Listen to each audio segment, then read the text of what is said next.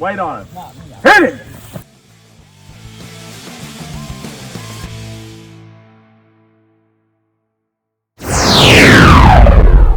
All right, Rocket football fans, welcome to another Coach's Show. I forget what week this is, Coach Courtney. We've been playing so long, you know. They say it's a sign of a successful football program when you're bundled up and you're still playing. When it's cold on the sideline, good news for the football program. Yes, so this week we're round 3 in the playoffs, state quarterfinals.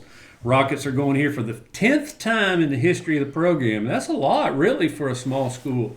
We're going to go to Louisville and play Holy Cross. Now, the game is going to not be at Holy Cross. For all of you traveling up to Louisville, it will be at Pleasure Ridge Park. It's another school there, PRP. We'll post the address on the website so you'll know how to get there. But welcome to the Coach's Show, presented by Whitetail Properties and Mark Williams, agent, and a host of other partners, and we'll get to them and recognize them in a bit. We have some fine young men here today. This is the junior crew. We've had almost all the seniors. I think all the seniors have been in, and a handful of other guys, and we're just making our try to get everybody on the show if we can during the season, and we appreciate these guys coming by. Tyler Belt, running back, and he's a safety on defense. And Casey Cates, he's a receiver, plays a little defense too. Casey's also, both these guys are baseball players as well, and probably some basketball too. Then Gabe Keller, and you'll see him receiver and cornerback, and Gabe's really came on this year and had a great season. We're going to talk with those guys. We're going to start Coach Courtney, and we're going to talk a little bit about the Holy Cross Cougars. This is a team that appears to like to run the football. Yeah, I feel like they're built on physicality. They're a physical team, a very good football team, good up front. Quarterback and running back led offensively. A lot of quarterback runs, a lot of obviously handoffs to the running back, but just built physical. They'll come right at you and over again and make you stop them. A lot of downhill stuff. So we'll definitely have our work cut out for us. It's going to be a physical night of football by the brand that they play, and just a really good team. Mm-hmm. Of course, when the weather gets cold like this and late in the season, that's a good style of football to have. Yeah, it is for them. Mm-hmm. Yeah, the playoff teams are built that can run the football and play defense, stop the run and run it, and that's what they're built like. Number 4, the guy you'll see taking the snaps, Chris Perry. He's rushed for 910 yards, leads the team in rushing, 22 touchdowns on 166 carries. He's the leading carrier for the team. Tyler Ballard is the running back. He's number 6, and he's rushed for 809, and he's carried it 128. So almost 300 carries there between those two guys. And they put it in the air a bit. He's thrown 163 passes. Micah Newcomb will do that on a Friday night, right? Sometimes it seems like it. Seems like it. But Perry's pretty efficient. 58% of his passes he's thrown for 1,327 yards and 11 touchdowns, and he's thrown 7 picks this year. This is a good football team. They have a very decorated history, and we've played them. We've played them in the playoffs before. Actually, we went up there. It's the only game we have a playoff game that we've won on the road, other than in '85 during the state championship run. Since then, since 1985, this is the only team we've beaten on the road in the playoffs. So. Hey, we can make this a double-decker up there this week. So talk a little bit about what we're going to see out of them, Coach Courtney, as far as what they line up in and run at you offensively. Offensively, they're a spread team. But like I said, it's a lot of quarterback runs. Some traditional pass stuff, too. They can definitely throw the ball. They're not just so run-heavy that they can't throw the ball whatsoever. They don't ever get into heavy stuff in the backfield? Not super heavy. Some running back, fullback sets with the quarterback. But it is kind of heavier than it may appear because the quarterback is essentially a running back at any point. So it could turn into more of a 3-back set. But pretty traditional stuff. Not a whole lot of deception, although they have some, but they're basically going to run the ball right down their throat. And then they can throw the ball too. I believe in their passing game. The quarterback's really dangerous when he gets to scrambling. When you get him out of the pocket or he takes off in it, extremely good. Receivers finding spots when he does scramble, sitting down in space. can make a lot of plays with his legs. Scrambling, he scares me a lot. It could be a bad problem if you let him get out of the pocket. So we got to make sure that we do a good job on the pass rush, keeping him contained and meeting their physicality in the run game. And he's a big guy too. Yeah, I'm not sure his exact size, but he's definitely big. 4 and 6, the running back and quarterback, both pretty big good kids. You know, the last time that we advanced past this level, where you were on that team in 2008, we had J.D. Gray, who was a similar type threat. Not quite as big as I don't think as this quarterback, but you know, he could do it with his legs, and this guy can too. And it's tough to, as a defensive coordinator and defenders, to be disciplined and you know, stop this. Yeah, it is, because when he pulls it down and get it out of the box, he's not necessarily just going to run it, although he's a big threat too, but he'll throw it down there, and he's got a rocket of arm, a really strong arm. He can throw it downfield. So if he does ever break contain, we got to make sure that our guys stay in coverage that need to stay in coverage and find what's in their space. Like I said, the receivers do a great job going to the open areas when he does scramble, and yeah, just being disciplined. And hopefully that doesn't happen, but it's likely that it will. That's a tough task to say we're going to keep him in the pocket all night. And when he does, we got to do a good job handling it. Personnel-wise, the individuals out on the field, who's just going to put pressure on? Talk about those guys. Our guys? Yeah. Pressure will be mixed. The linebackers, hopefully, that we'll be able to, you know, bring some pressure and mess them up a little bit with some of our blitzes. But it'll be a team effort. We send a lot of different guys off of the edge, and according to what defense that we're playing in that specific thing. I don't think it'll be one guy. Defensive ends always usually traditionally contain, and usually one or two of our linebackers are as well. So it'll be a handful of guys that will be with that task. Mm-hmm. Of course, those guys individually, Case Gobin, Keelan, Grayson James, Bennett McDaniel, Levi Piper, Gatton Travis. Those will probably be the main ones that'll be with that task. Mm-hmm. Cool. So I want to take a moment again to recognize some of our partners who help bring you this program that we do every week, and all of our digital products that we put out, and follow the Rocket football team and some of the other programs as well. But again, Whitetail Properties is a primary presenter for this program, but we also have Frazier Law Office. You can see Bart Frazier and his fine, able crew here on Main Street in Marion for all your legal needs. Clark's Marion True Value, you know, it's under new ownership out there. They're your full-service lumber, hardware, and steel dealer. Farmers Bank and Trust Company with 10 locations in Western Kentucky, including 2 right here in Marion, Kentucky. And it's been right there on the corner since 1899. And Tanner Tabor down at YTG Insurance. Tanner's a former Rocket, pretty good football player he was back in the day.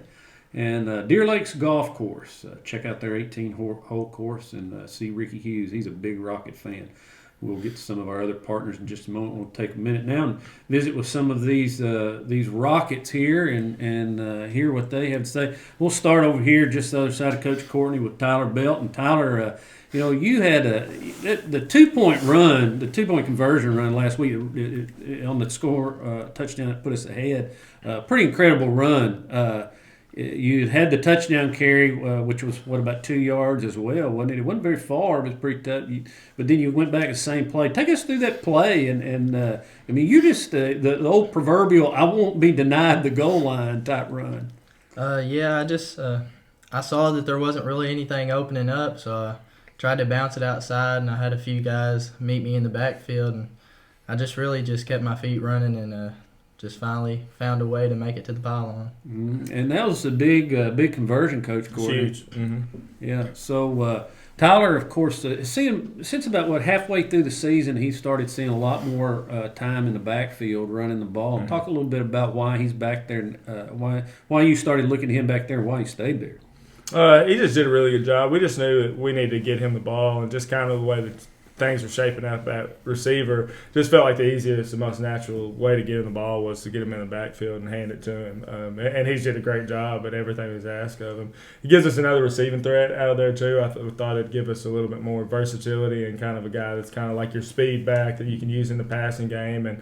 But he's, like you said, he won't be denied. He breaks a lot of tackles as well. And he's a small guy, but he doesn't run small. He keeps his feet going, break tackles. Just did an outstanding job at running back. So he's earned those carries and just did a great job with them. You know, we'd be a little bit remiss if we didn't talk about his brace mate back there, Gatton Travis. Last week, did you see something in his eyes, Tyler? I mean, I could see it. He was just a man on a mission. He was in the proverbial zone.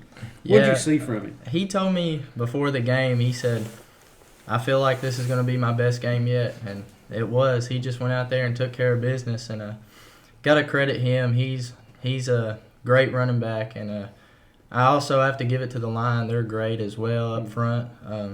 They open a lot of holes for us. Mm-hmm. You know, his grandpa, Dan Wood, told me it was because he was on the coach's show last week and kind of built him up. So that means you guys, the bar's got to be right. So let's jump over here to Casey Cates. And Casey, your guy, you were always kind of been a baseball player, and you didn't come out to football. Last year was your first year, is that right? Freshman year. But you didn't play in the junior leagues, did you? In middle school and anything. So what made you decide, hey, I think I want to start playing football? I mean, it was just high school. I was like, might as well try it. I mean, anything can happen. Might end up good, might end up bad. Who knows? You might have to talk just a little bit louder. Now, I've heard you talk a lot louder than that.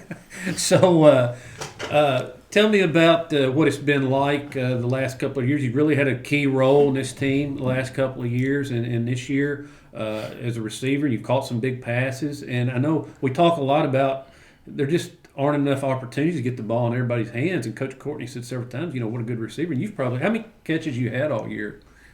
Probably around 10. I mean, it's just a handful, but we've got so many guys that catch a ball.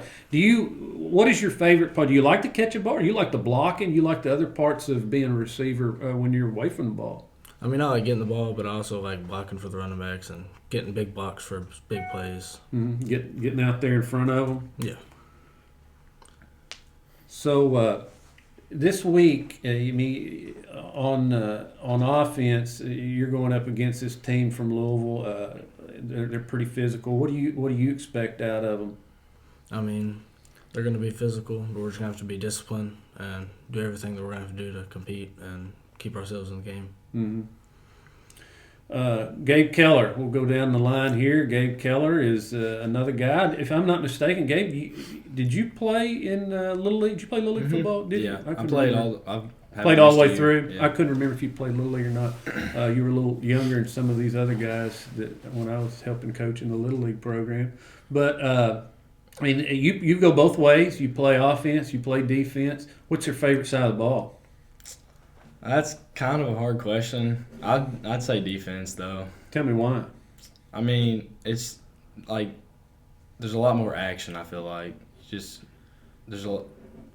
don't really know how to explain it, but I just like being out there on defense. I like making big plays. I like when they throw the ball. Your way? Mm-hmm. Yeah. So typically, you like to be man up on a guy, or you prefer play back and offense? I kind of like to play back unless we're on the goal line. Then I'll press him. But I like playing back. I like playing over top. Mm-hmm. So on offense, you're kind of like Casey. I mean, you've caught some balls this year, but you two guys are really going to be a big part of the guys with the hands next year. Future. You're going to get a lot more balls. Talk about these guys too, Coach Courtney.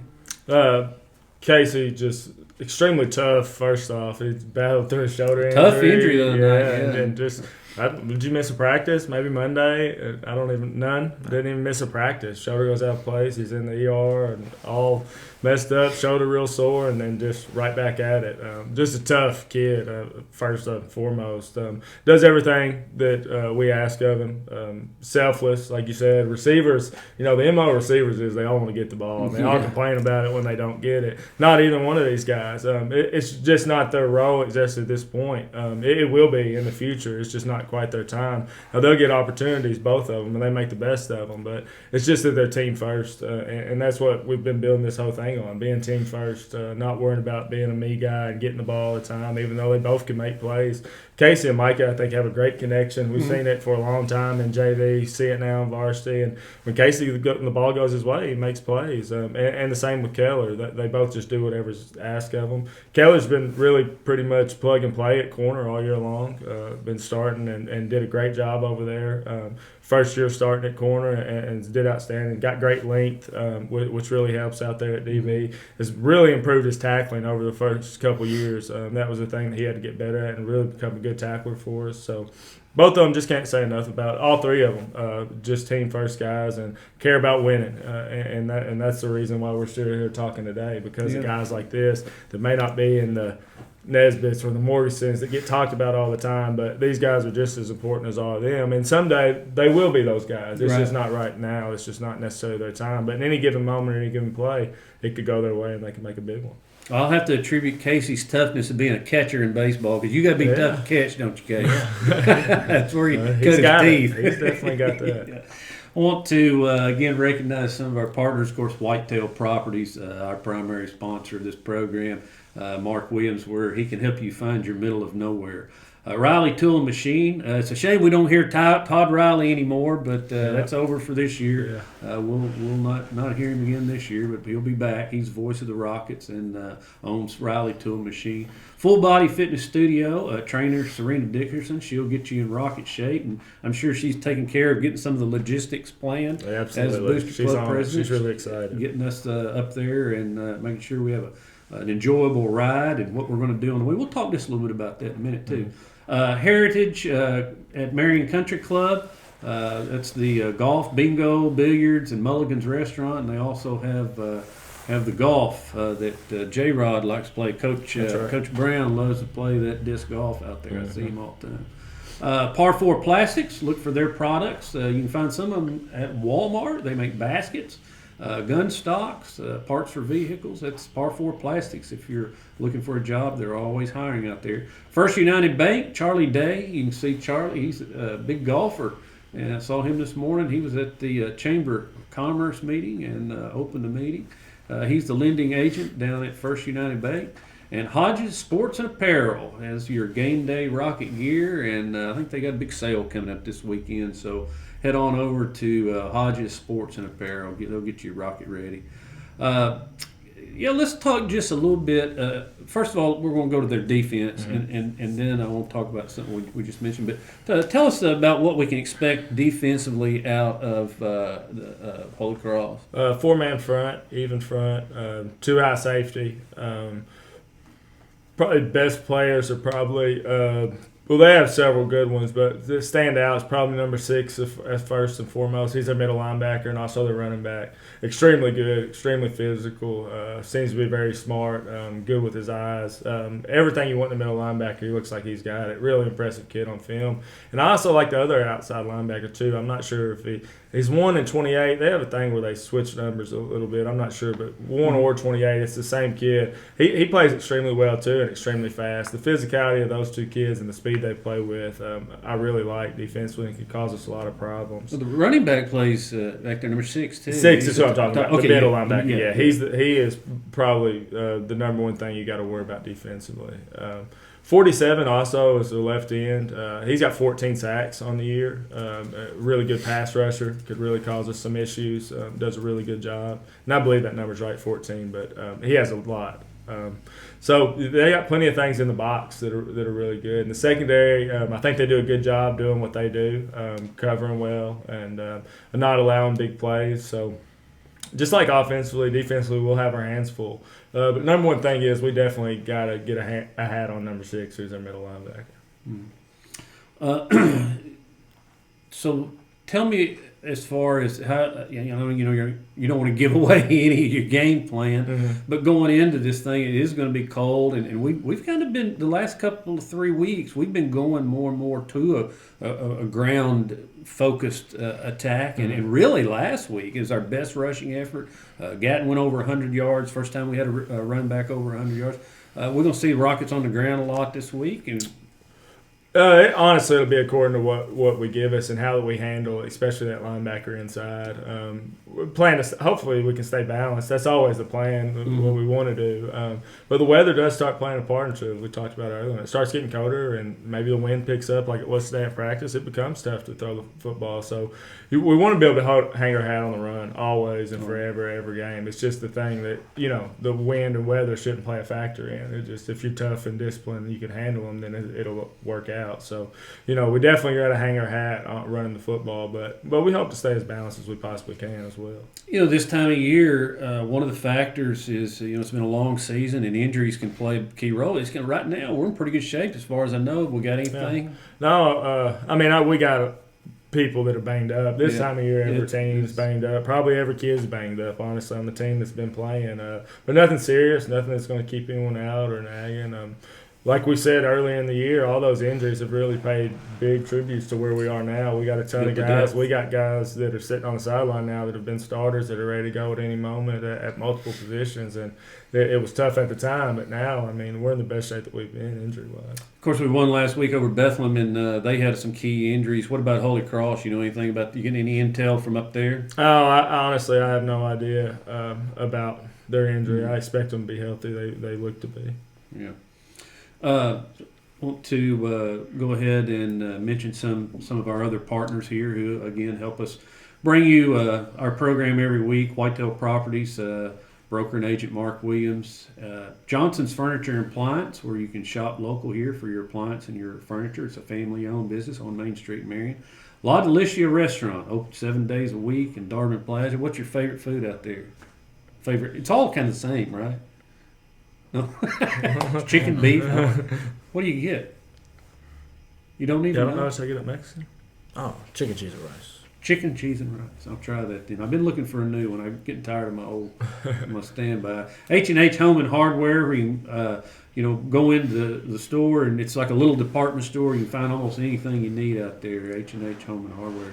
Of course, Sea Plant Federal Credit Union, they're a financial cooperative. People really don't know what some people don't know what the credit union is, but anybody can go. It's like a bank. It has some different rates down there, some very good rates on loans. So if you need a vehicle, you guys, Tyler came in here in a nice vehicle. Mm-hmm. Sure, he probably needs a little nice loan on that thing, Colonel Ag, Corey and Blake Colonel for farm machinery and other types of repair. Of course, the guys are finishing up harvesting before you put your gear away. You take it down and get Corey and Blake to make sure it's tuned up and ready to go for planting in the spring.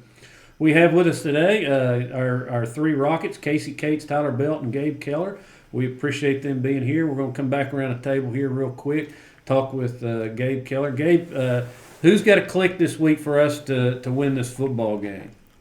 I'm talking. You can talk about a unit, or you can talk about individuals. Yeah, I think we all have to come together and be a team for us to win. Because Holy Cross, they're a really good football team, and we just all got to come together, offensively and defensively.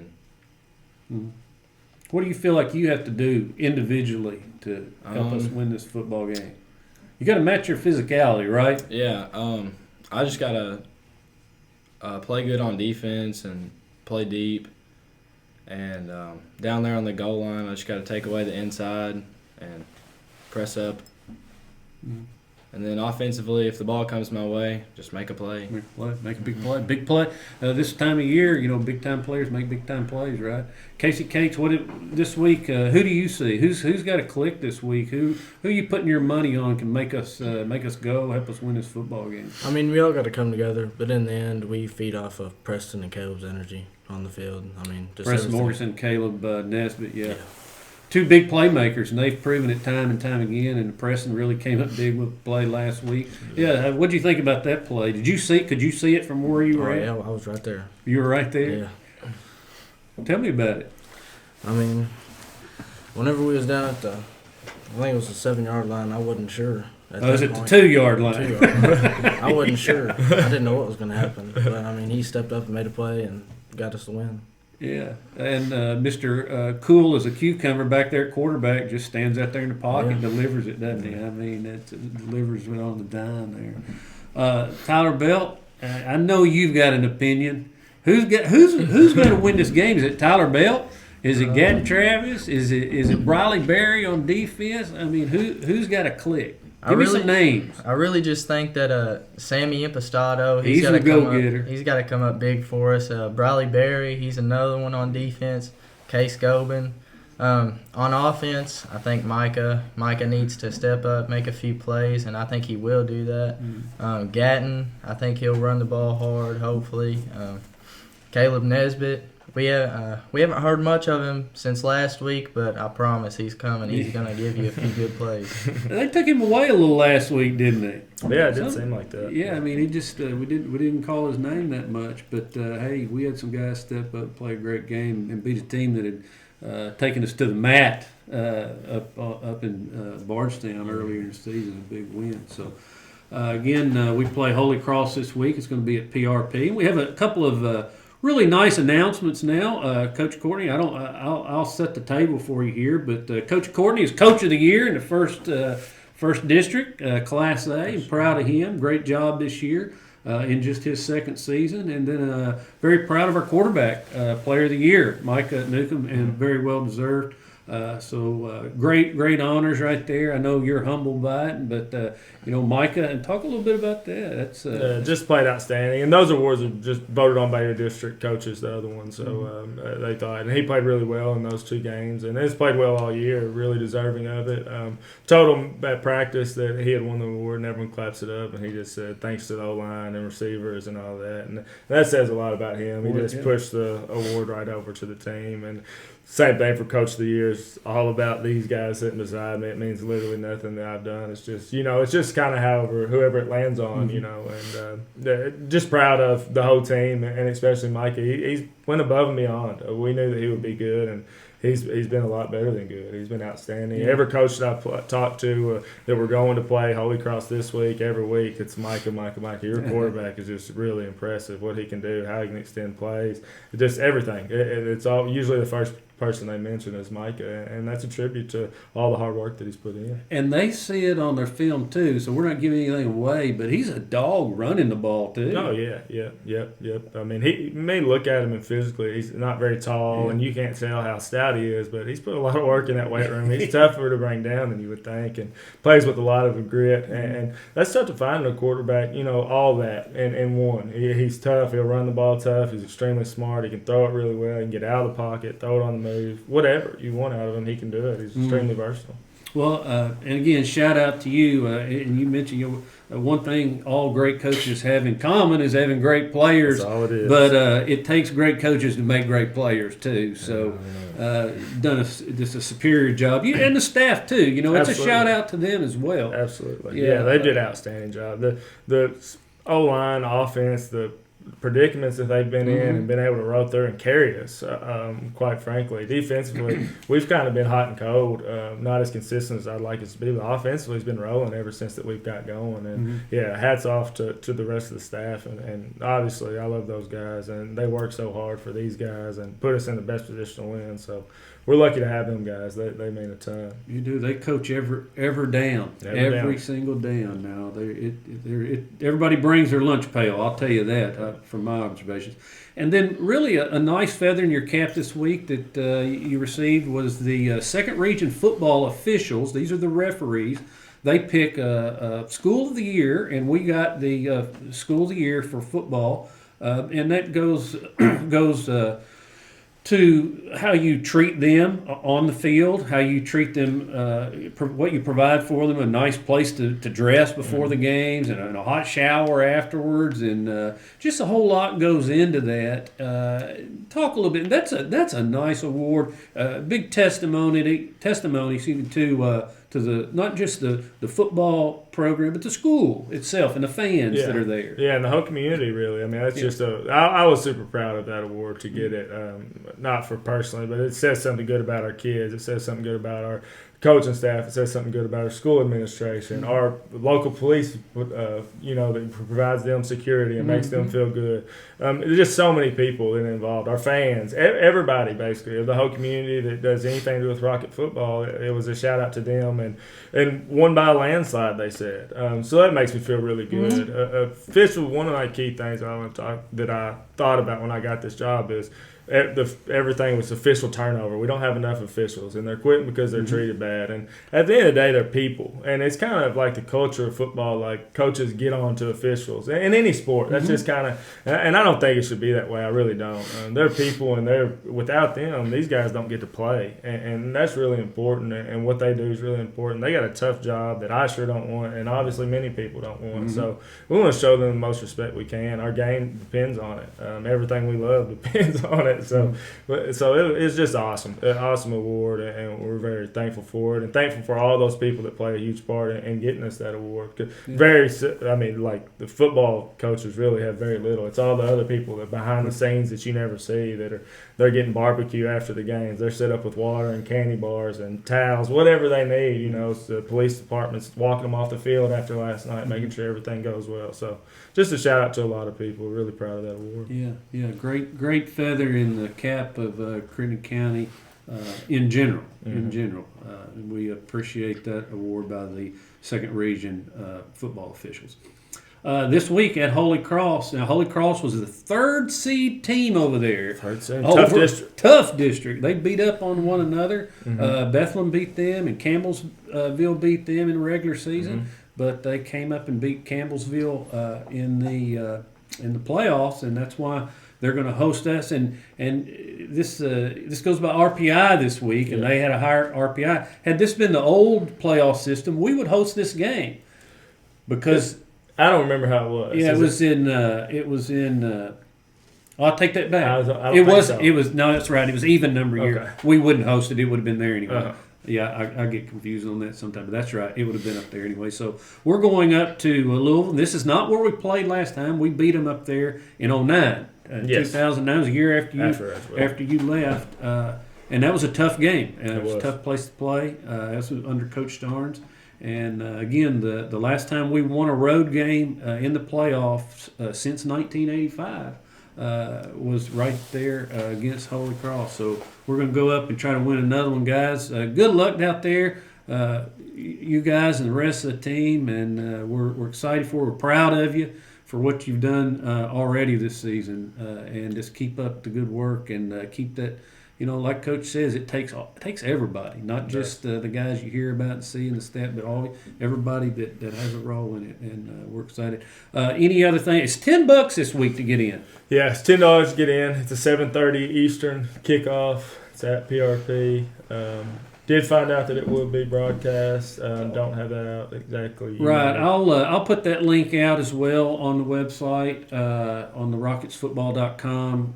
That game will be on YouTube. There's no fee. They've worked out a deal with a broadcasting company up there that's going to provide the game. So all those people who can't make that long trip will be able to stay home and watch it. We're glad to know that. Pay at the gate.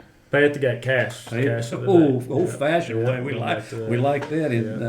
And premium game, $10 a head here. Yes. So, any closing comments, Coach Courtney? Just if you can show up. I know it's a long trip and everybody can't, but if you can, these guys have worked really hard, and many people that can be there and make it feel, because it's going to be a little different for them too. They're not necessarily at home either. It's kind of a neutral site, which is obviously a lot closer for them. But if we can make it somewhat uncomfortable for them at all, that would be great. So just come out and support these guys if you can. If not, check it out on the YouTube channel. These guys worked really hard.